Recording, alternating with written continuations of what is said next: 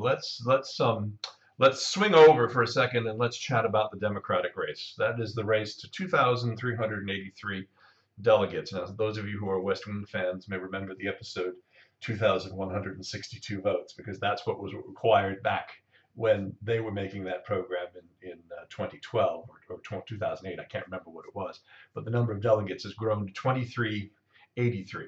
Now, Hillary versus Bernie is all that's left on the Democratic side. They went from 5 candidates to 2 because Martin O'Malley went up, and they really ended in a virtual tie. You know, it's a terrible thing to admit to, but I didn't even know he was in it. Bernie Sanders or No, Martin O'Malley? I knew he was in it. Oh yeah, Guy O'Malley. I didn't even know who he was. lovely man. I mean, one of the most progressive governors ever to Right. serve in the state of Maryland, and just a very nice man. Doesn't have a mean bone in his body. That's probably why he's no longer But involved. he's out. Yeah, exactly. He's out anyway. Yeah, it's crazy. It's crazy. But what does it mean now? I mean, we've got a dead heat. The polls in New Hampshire show that Bernie got a bounce out of this, and the primary there is next Tuesday. I just don't know where this all ends for either of them. It's going to be a very long slog. Yeah, I mean well, it fascinates me actually looking at it.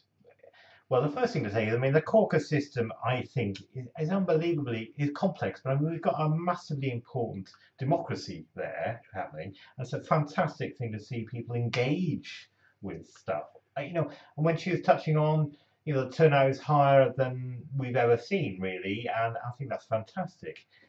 What came out of it to me was where you've got this dead heat in effect between Hillary and Bernie. Hillary just about won it, but she didn't convincingly win it. Trump, well, I don't know. I mean, maybe they're kind of heated out of that now. I mean, the big winner. We'll talk about him as in you just say, a Marco second. Rubio. Yeah, I mean, it is absolutely insane. Dario, anything on the Dems before we switch over to the Republicans? Yeah, I think actually it's interesting because you can make a case that both of them have come out of, both Hillary and Bernie have come out of this as the kind of having the most positive effect or result from the tie, as it were. I mean, to me, what it confirms most of all is that it is a race, that, you know, this is going to be a long slog, as you were talking about. I think you could say that you know, it's a sigh of relief for Hillary that Bernie didn't actually win. And if you look at the polls, I mean, yeah, Bernie's done a great job of coming from nowhere, but in the last month, it looked as if Bernie was actually going to overtake and win, but it just didn't do that. I think if Bernie had have actually won kind of decisively by maybe 2 or 3 points, that really, really would have made things interesting. But I think Hillary's able to say, and the mainstream media is able to say, well, you know, Hillary's still the front runner. Bernie will win New Hampshire quite handily, but that doesn't matter. But I think where this goes now, it really is open to question. I think a lot of it will be about momentum. The mainstream media has to talk about Bernie. They've tried to ignore him. So it could go either way, and I don't think anybody can really call it at this stage.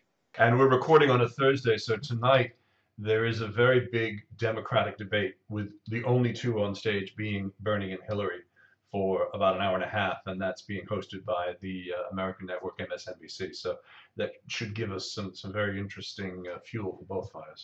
Explain it to me, Dennis. I mean, how does it work? What does winning mean? I mean, in Iowa, they send a certain number to the Electoral College. So does that mean they because Hillary has won for the Democrats, they send a woman? No, what happens in Iowa in particular, because it was so close to dead heat, Hillary has 23 delegates to the convention, not the Electoral College. It's a different sorry, thing. right, okay. Sorry. Yeah, She has got 23, and Bernie has 21. Right. All right, and literally O'Malley's 8 votes that he got in the caucus could have swung it either way. But so that's in proportion to the Proportion numbers. to the numbers, yeah. Now some states are winner-take-all states. Some states are proportional states. Right. Iowa's a proportional state. I'm not sure about New Hampshire, but you know, there's a very long calendar ahead and a very complex set of rules. Now, the New Hampshire thing on Tuesday is a traditional election. Polls will open in the morning. People will go to their polling place. They'll declare themselves to be either a Democrat or Republican. They'll be given a ballot that will either have Martin and not Martin, listen to me, Hillary and Bernie on it, or the others, or they will get the Republican car crash.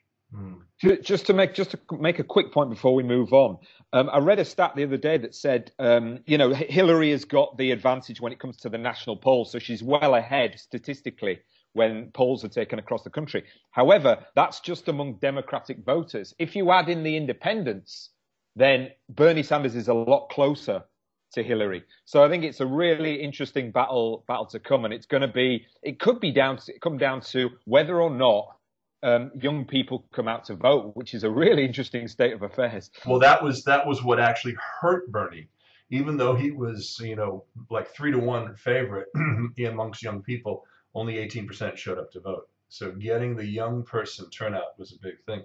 Hillary won particularly on the women vote. She did, and she also older voters and the older voters, and those are the ones who tend to go to the polls fairly consistently. And it really is a choice between staying the course or doing something radically different. And she's making the argument to stay the course. He's obviously making the argument to do something very, very different from what. So in the sense that he got the 21 delegates versus the 23.